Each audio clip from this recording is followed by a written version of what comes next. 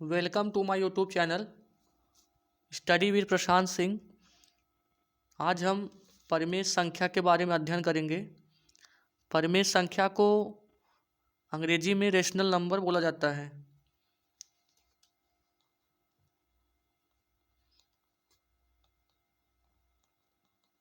Rational number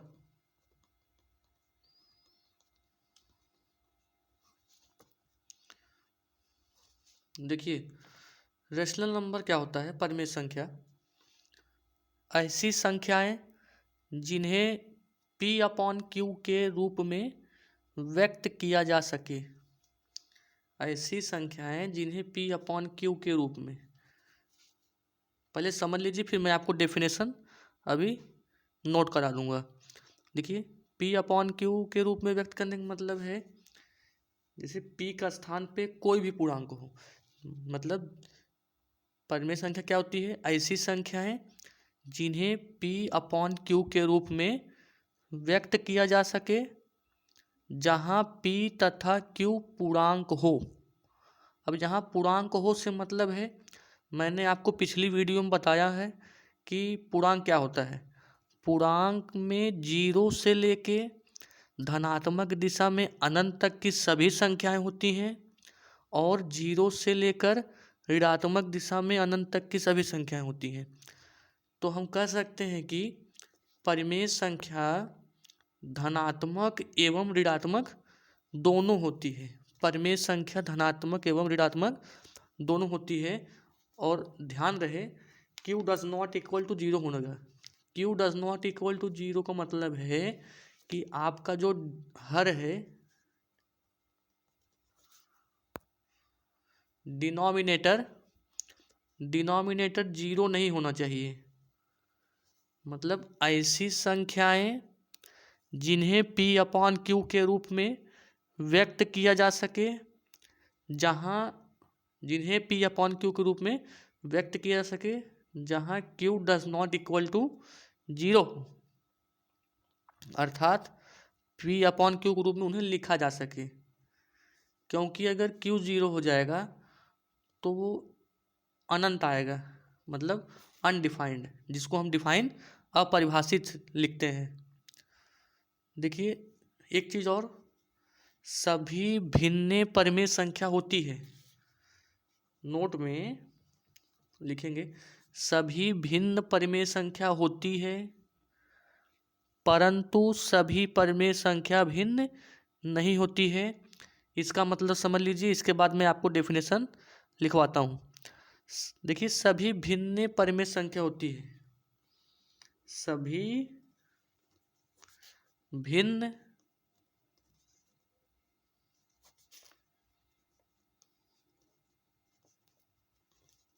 परिमेय संख्या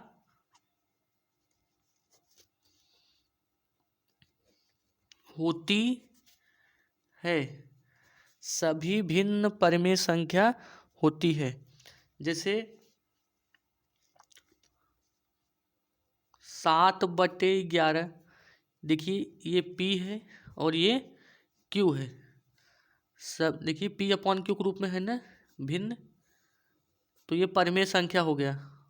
P upon Q तो परिमेय संख्या होता ही है, तो 7/11 परिमेय संख्या है आपका।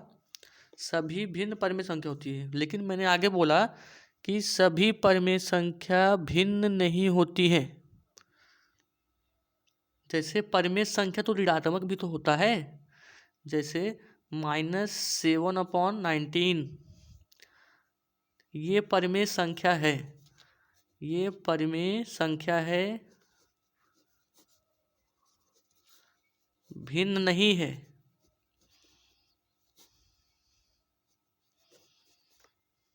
परिमेय संख्या है, भिन्न नहीं है।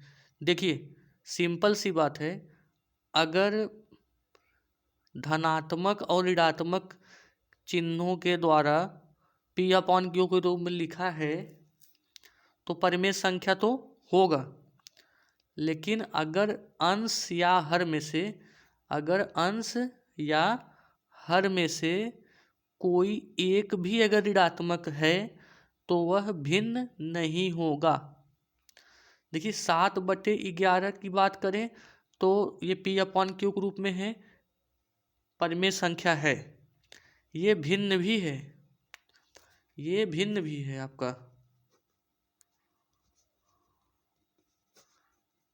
भिन्न है। 7/11 P/Q के रूप में है, ये भिन्न है और परिमेय संख्या भी है। लेकिन -7/19 परिमेय संख्या है, भिन्न नहीं है। जब भी अंश या हर दोनों में से एक ऋणात्मक हो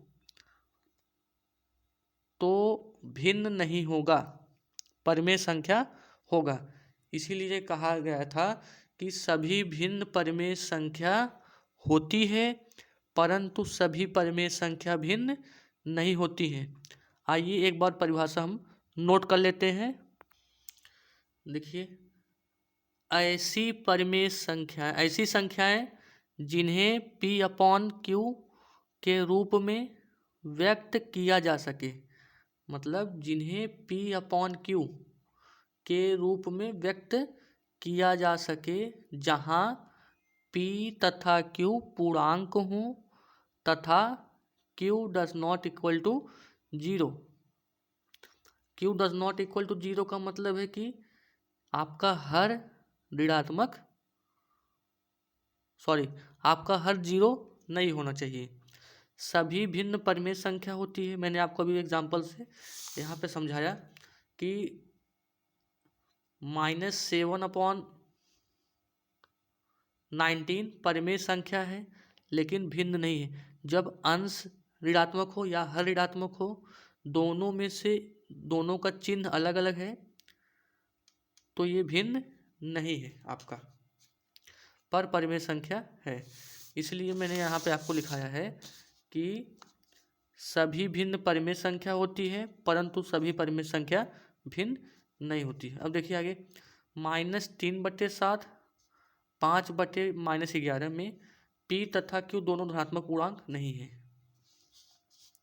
अतः ये संख्या भिन्न नहीं। जब P तथा Q दोनों धनात्मक पूर्णांक नहीं होंगे तो ये संख्या भिन्न नहीं कही जाएगी, जबकि परिमेय संख्या है। यही मैंने आपको समझाया था और यहाँ पे ये नोट कर लीजिएगा कि ऐसी संख्या जिन्हें P/Q के रूप में व्यक्त किया जा सके, जहाँ P तथा Q पूर्णांक हो तथा Q does not equal to 0 हो, संख्याएं परिमेय संख्या कहलाती है। ठीक, देखिए अब 0 एक परिमेय संख्या है, 0 एक परिमेय संख्या है। 0 को परिमेय, क्या अगर कोई आपसे पूछे कि क्या 0 परिमेय संख्या है तो आप कह देंगे कि 0 एक परिमेय संख्या है अगर कहे कि धनात्मक है या ऋणात्मक है। अगर कह दे कि धनात्मक है या ऋणात्मक है तो आप कह देंगे कि 0 न तो धनात्मक परिमेय संख्या है न ही ऋणात्मक परिमेय संख्या है। 0 परिमेय संख्या है लेकिन न धनात्मक है न ही ऋणात्मक परिमेय संख्या है। परिमेय संख्या कुछ उदाहरण देखिए, जैसे P/Q के रूप में है 3/4, 6/2, -3/8, -5/-6, ये सब परिमेय संख्या है। देखिए 22/7, 22/7, 22/7 भी परिमेय संख्या है। आप लोग जानते होंगे कि 22/7 को पाई कहा जाता है। 22/7 पाई का मान 22/7 होता है ना, लेकिन पाई हमारा परिमेय संख्या नहीं होगा। पाई परिमेय नहीं है। 22/7 परिमेय संख्या है। जब पाई का मान 22/7 है पर लेकिन पाई परिमेय संख्या नहीं है, 22/7 परिमेय संख्या है। 0 परिमेय संख्या है, 0 ।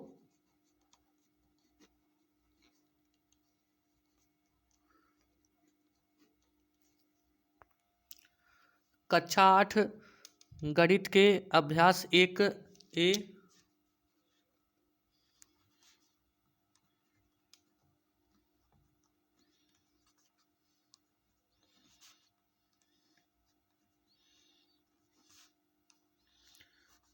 अभ्यास 1A के लिए हमको पहले पढ़ना है कि परिमेय संख्याओं का योग। परिमेय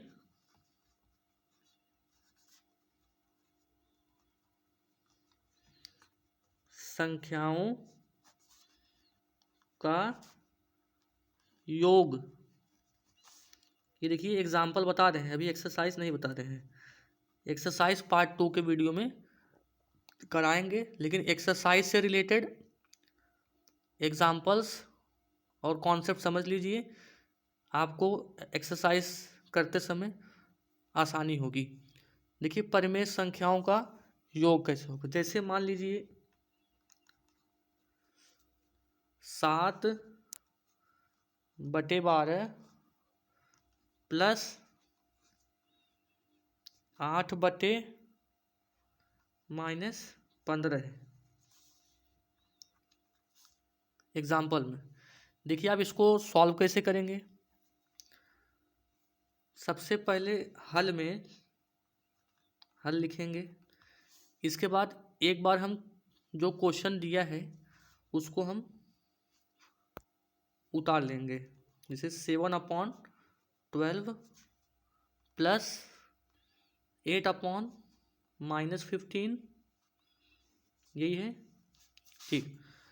देखिए ध्यान समझिएगा इसको कि परिमेय संख्या में जोड़ घटाना, अगर इसका किसी का अगर हर निगेटिव है तो हमको हर को निगेटिव नहीं रखना है, हर को हमको पॉजिटिव करना है, हमको डिनोमिनेटर को पॉजिटिव बनाना है। तो हम पॉजिटिव बनाने के लिए आप सोचिए यहाँ पे माइनस है, कि हम माइनस में क्या कर दें कि ये पॉजिटिव हो जाए, मतलब ये प्लस में हो जाए। तो -15 है, देखिए इसका डिनोमिनेटर तो प्लस में है, तो इसमें टेंशन की बात नहीं है कि इसका जैसे है वैसे ही रहेगा। लेकिन ये माइनस में दिया है, अंश भले से आपका ऋणात्मक हो जाए लेकिन हर को ऋणात्मक नहीं रखना है। तो हम -15 को धनात्मक बनाने के लिए -1 से गुणा करेंगे। -1 से गुणा इसलिए होता है क्योंकि -1 से गुणा करेंगे तो माइनस माइनस प्लस हो जाएगा, और 15 × 15 नंबर में कोई चेंज नहीं आएगा, चिन्ह आपका धनात्मक हो जाएगा, इसलिए हम -1 से गुणा करते हैं। तो हम लिखेंगे कैसे,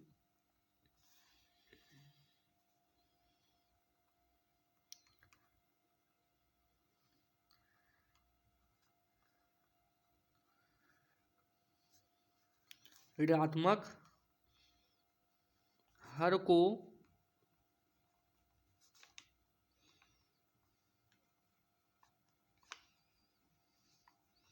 धनात्मक करने के लिए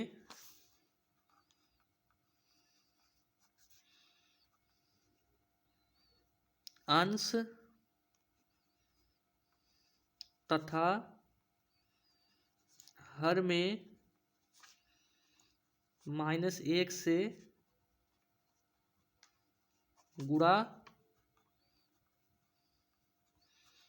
करने पर, ऋणात्मक हर को धनात्मक करने के लिए अंश तथा हर में -1 से गुणा करने पर। ध्यान रहे जब भी आपको हर निगेटिव दिखे तो आप उसको धनात्मक बनाइए। ऋणात्मक हर को धनात्मक करने के लिए अंश तथा हर में -1 से गुणा कर देंगे। देखिए 7/12 है, 7/12। देखिए इसका हर जो है पहले से पॉजिटिव है, तो 7/12 को वैसे लिख लेंगे, प्लस देखिए यहाँ -15 है ना, हमको -15 को पॉजिटिव बनाना है, तो हम इसमें -1 का मल्टीप्लाई करेंगे। जितना नीचे मल्टीप्लाई किया जाता है उतना ही ऊपर भी मल्टीप्लाई किया जाता है, जितना मल्टीप्लाई नीचे होता है उतना ही ऊपर भी होता है। तो देखिए अगले स्टेप में हो जाएगा 7/12 प्लस, देखिए अब देखिए 8 में -1 से गुणा करेंगे तो प्लस माइनस माइनस होता है। अगर अलग अलग चिन्ह है, देखिए यहाँ पे प्लस है यहाँ माइनस है, जब भी अलग अलग चिन्ह रहे तो हमेशा माइनस में आएगा, जहाँ सेम होता है वहाँ प्लस होता है। देखिए 8 1 जा 8, तो हम अगर 8 1 जा 8 हो रहा है तो -8 हो जाएगा यहाँ पे, क्योंकि देखिए 8 में -1 गुणा करेंगे तो -8 और ये 15। हमारा हर जो है पॉजिटिव हो गया, हमारा हर पॉजिटिव हो गया।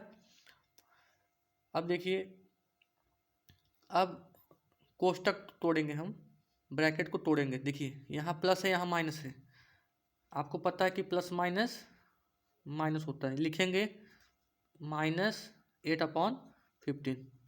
देखिए अब नॉर्मल भिन्न के रूप में आ गया है, अब नॉर्मल भिन्न के रूप में आ गया है।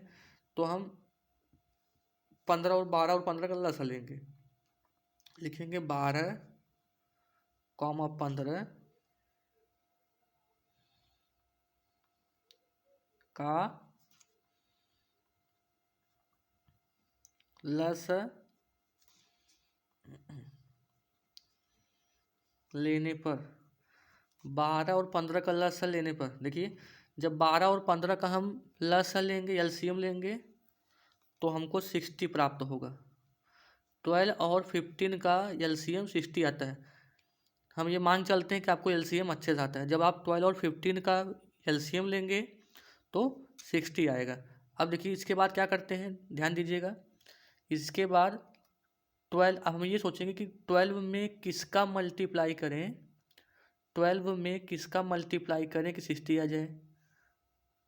तो 12 5 जा 60 होता है, इसलिए हम जो 12 के ऊपर 7 लिखा है उसमें 5 का मल्टीप्लाई कर देंगे। 12 5 जा 60, तो 7 गुणे 5। अब 15 का टेबल पढ़ें कि 60 आ जाए। 15 4 जा 60, तो 4 का गुणा, देखिए माइनस लगा है तो माइनस पहले लगा देंगे। इसके बाद 8 इंटू 4, देखिए 7 5 35 -8 चौक 32 बटे 60। एक चीज़ और बहुत इंपॉर्टेंट चीज़ ये है जो बताने जा रहे हैं हम, कभी भी अगर आपको इज इक्वल टू लगाना है, बराबर का चिन्ह, तो अगर अपॉन में दिया है, अपॉन में अगर दिया है तो जो बटा होता है आपका, इसको अपॉन बोलते हैं, ये अपॉन का एकदम बराबर के बीचों बीच आना चाहिए। जैसे देखिए मैंने यहाँ बराबर लगाया है, इसके बीचों बीच ऐसे रखिए, और एक के नीचे एक बराबर लगाइए। जैसे बराबर आपने एक यहाँ लगाया तो इसके नीचे लगाइए। देखिए बटे लगा था यहाँ पे, बटा इसके बीचों बीच कर दीजिए, और एक के नीचे एक बराबर लगाएंगे। देखिए यहाँ बटे है, यहाँ बराबर लगाएंगे तो इसके नीचे, फिर यहाँ देखिए यहाँ भी अपॉन था तो हमने बटे के सामने बराबर चिन्ह लगा दिया। यहाँ भी देखिए अपॉन है तो बटे एक के नीचे एक करके, देखिए ऐसे इस तरह से। अब देखिए इसके बाद आगे से 35 बटे -12 को हम लिख सकते हैं। देखिए 35 में से 32 गए, आएगा 3 बटे 60, 3 बटे 60। अब देखिए 3 को हम काट देंगे, 3 1 जा 3, 3 20 जा 60, आंसर आ जाएगा 1/20। ये आपका आंसर आ जाएगा। देखिए जब भी परिमेय संख्याओं का योग करना है तो आपको अगर हर ऋणात्मक दिखे तो ऋणात्मक हर को धनात्मक करने के लिए आप अंश तथा हर में -1 से गुणा कर दीजिए। देखिए इसमें माइनस नहीं था तो 7/12 को ऐसे उतार लेंगे। इसका निगेटिव दिया था हर, तो इसमें -1 से मल्टीप्लाई किए तो अंश में भी कर देंगे। और 7/12, और देखो 8 1 जा 8, और माइनस लगा तो माइनस लगा देंगे, माइनस माइनस प्लस, 15 1 के 15। अब देखिए इसमें प्लस माइनस माइनस कर देंगे, 7/12 -8/15, 12 15 का लस जो है 60 आया, तो 12 25 60 तो 7 बच्चे कर दिए, 15 चौका 60 तो 8 चौक कर दिए। दूसरा देखिए 35 माइनस 32 बराबर बटे 60, 35 में 32 गए 3 बटे 60, 1/20, 1/20। आई होप आपको परिमेय संख्याओं का योग समझ में आ गया होगा। अब 1 के ए में एक क्वेश्चन और संख्या रेखा द्वारा आता है। ये तो समान हर बना के हमने सीखा, अब संख्या रेखा द्वारा परिमेय संख्याओं का योग सीखेंगे हम। देखिए अब हम संख्या रेखा की सहायता से सरल करेंगे। संख्या रेखा से कैसे करते हैं देखिए योग वाला। पहले 3/4 दिया है, इसमें देखिए सबसे पहले हम देखेंगे हर निगेटिव तो नहीं है, हर निगेटिव नहीं है तो हमको -1 से मल्टीप्लाई करने की आवश्यकता नहीं है। इसमें हम डायरेक्ट ब्रैकेट को तोड़ देंगे पहले, तो 3/4, इसके बाद प्लस माइनस माइनस 3/2, 3/4 और 3। अब देखिए इसका हर अलग अलग है, डिनोमिनेटर सेम नहीं है, तो हम एलसीएम लेंगे 4 और 2 का। 4,2 का लस लेने पर देखिए जब आप 4 और 2 का एलसीएम लेंगे, देखिए 2 2 ज़ा 4, 2 1 ज़ा 2, 2 1 ज़ा 2, देखिए एलसीएम कितना आ गया 4। जब 4 और 2 का लसा लेने पर तो देखिए हमको एलसीएम 4 आया, तो हम अब पूरे का अपॉन 4 लगाएंगे और बराबर हमेशा बट्टे, अगर अपॉन में दिया है तो अपॉन बराबर के बीचों बीच आना चाहिए और एक के नीचे एक बराबर लगाया करिए। देखिए ऐसे। अब देखिए 4,2 का लसा लेने पर 4,2 का लसा लेंगे 4 आया। इसके बाद हम सोचते हैं कि 4 में किसका मल्टीप्लाई करने 4 आता है, 4 1 ज़ा 4 होता है, तो हम 3 में 1 का मल्टीप्लाई करेंगे तो 3 मिल जाएगा। इसके बाद 2 में किसका मल्टीप्लाई करें तो 4 मिल जाए, 2 2 ज़ा 4 होता है, तो हम 3 2 ज़ा 6 कर देंगे। 2 2 ज़ा 4 होता है तो हम 3 2 ज़ा 6 कर देंगे। अब देखिए 6 में से 3 गए, 3 बचेगा। देखिए प्लस माइनस, इसका 3 का चिन्ह प्लस है, 6 का माइनस है, प्लस माइनस माइनस होता है, तो हम 6 में से 3 को घटा देंगे, 3 आएगा। दोनों में से बड़ी क्या है, 3 बड़ी है 6, 6 बड़ा है। जो बड़ा रहता है उसके सामने जो चिन्ह रहता है जोड़ने घटाने के बाद वही लगता है। देखिए 3 माइनस 6 है तो प्लस माइनस माइनस घटा देंगे हम, 6 में से 3 गए 3 आया। इसके बाद दोनों में बड़ी क्या है, देखिए 3 बड़ी है या 6, 6 बड़ी है ना, तो 6 के सामने माइनस लगा है तो हम माइनस लगा देंगे, -3 आ, 6 में से 3 गए -3 बटे 4, कितना आ गया -3 बटे 4, -3 बटे 4। ओके। अब देखिए संख्या रेखा कैसे बनाएंगे। सबसे पहले एक लाइन खींचेंगे इसे, आप लोग स्केल से खींचिएगा अच्छे से।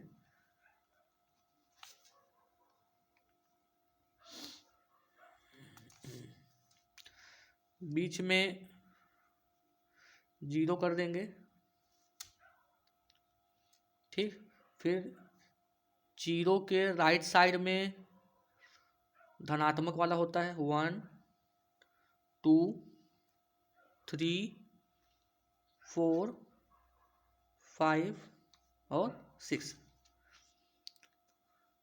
देखिए हमारा अपॉन में 4 आया है यहाँ पे, तो हम सबके नीचे अपॉन 4 लगा देते हैं। 4/3/4, 4/4, 5/4, 6/4। 0 के लेफ्ट साइड माइनस में लिखते हैं, -1 -2 -3 -4 -5 -6। सबके नीचे बटे 4 लगा देंगे, -2/4 -3/4 -4/4 -5/4 -6/4। जितना आंसर आया रहता है उसके अपॉन जो रहता है वही लगाते हैं। तो देखिए अब संख्या रेखा पे ध्यान समझिएगा, बहुत ही इम्पोर्टेंट है। एग्जाम्पल आज पढ़ा रहे हैं 1 का, आप इसको अगर ध्यान से देख लें तो एक्सरसाइज आप खुद से लगा सकते हैं। देखिए अगर हम यहाँ पे देखिए 3/4 है, ऊपर से इसको देख के बनाए, जहाँ एलसीएम लिए रहते हैं वहाँ से देख के बनाए। देखिए देखिए हमारा यहाँ पे 3/4 है, 3/4, 3 का चिन्ह प्लस है, तो हम 0 से प्लस की तरफ जाएंगे 3/4। देखिए 3/4 है ना, तो 0 से देखो 3 का चिन्ह क्या है, चिन्ह हमेशा पहले वाला देखते हैं। 3 के पहले प्लस है तो हम 0 से प्लस की तरफ जाएंगे। देखिए 3 कहाँ पे है, यहाँ पे है। 0 से प्लस की तरफ जाएंगे 3/4, तो हम 0 से 3/4 प्लस की तरफ जाएंगे। इस प्रकार से 0 से 3/4 प्लस की तरफ जाएंगे। इसके बाद ध्यान दीजिए एरो जो लगता है वो बहुत इंपॉर्टेंट है, इसमें बहुत सारे बच्चे गलती करते हैं। देखिए एरो कैसे लगाते हैं, जैसे ये इधर से ऐसे जा रहा है फिर ऐसे आ रहा है ना, मतलब 0 से होकर जा रहा है, तो जहाँ से होकर जाता है उस तरफ मुंह खोलते हैं एरो का। जैसे देखिए 0 से होकर जा रहा है तो हम 0 की तरफ मुंह खोल देंगे। अब देखिए इस लाइन पे अगर बात आए तो इस लाइन पे किस तरफ से आ रहा है, इस तरफ से आ रहा है। देखिए ऐसे जा रहा है ना इस लाइन पे, इसलिए इधर ऐसे मुंह खोलेंगे। और इस लाइन पे एरो कैसे लगाएंगे, ऐसे लगाएंगे, क्योंकि देखिए 0 से ऐसे जा रहा है तो मतलब 0 से होकर जा रहा है इधर, तो हम 0 तरफ मुंह खोल देंगे। इधर कहाँ जा रहा है, इधर कहाँ से आ रहा है, मतलब यहाँ से होकर जा रहा है तो इस तरफ मुंह खोल देंगे।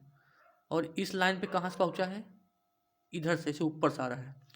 तो एरो वाले में दिक्कत गलत मत करिएगा आप लोग। 0 से जा रहा है तो 0 की तरफ मुंह खोल दीजिए। इस लाइन पे बढ़ा, इस लाइन पे कहाँ से बढ़ के आ रहा था, इस साइड से जा रहा था ना, तो इस तरफ मुंह खोल देंगे। इस लाइन पे कहाँ से आ रहा है, ऊपर से आ रहा है, तो ऊपर तरफ मुंह खोल देंगे। तो एरो आप ऐसे लगा दीजिए करिए। तो ये आपका 3/4 हो गया।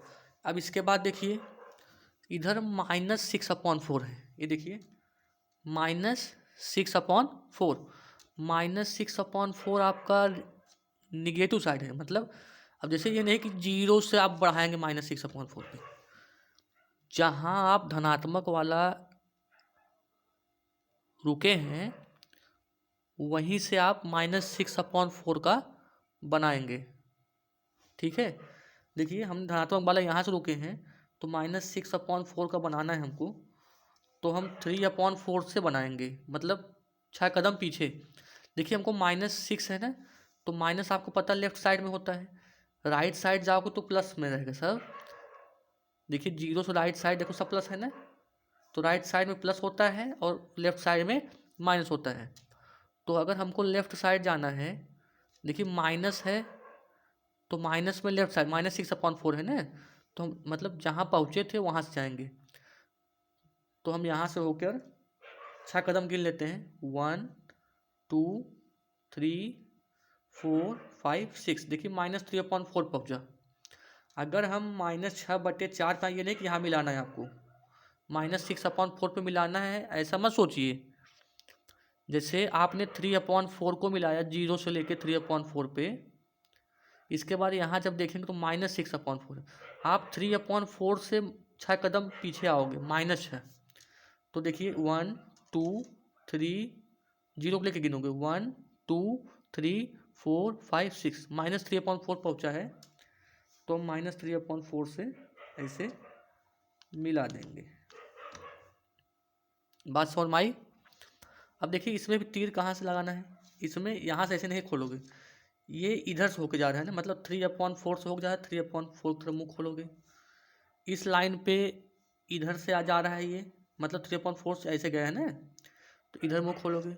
इस लाइन पे इधर से खोलोगे, देखिए मतलब ये ऐसे गया है ना, इधर से खोले, फिर ये यहाँ से ऐसे बढ़ा तो इधर खोलोगे, फिर इधर खोलोगे, तो इधर आपका -6/4 हो गया। देखिए -3/4 आंसर आया था, तो 3/4 पे आके मिला भी है। अब अंतिम स्टेप में ये है कि आप जो आंसर आपका आया रहता है वो जीरो से मिलाया करो। जिस जीरो से आप इसको ऐसे मिला दीजिए। देखिए -3/4 हमारा आंसर आया था, उसका नीचे से -3/4 मिला दीजिए। इसी प्रकार हम संख्या रेखा की सहायता से हल करते हैं। तो एक एक के अभ्यास के लिए आपका कॉन्सेप्ट आज उम्मीद करते हैं क्लियर हो गया होगा। अगले पार्ट में अभ्यास 1A करेंगे। Thank you so much.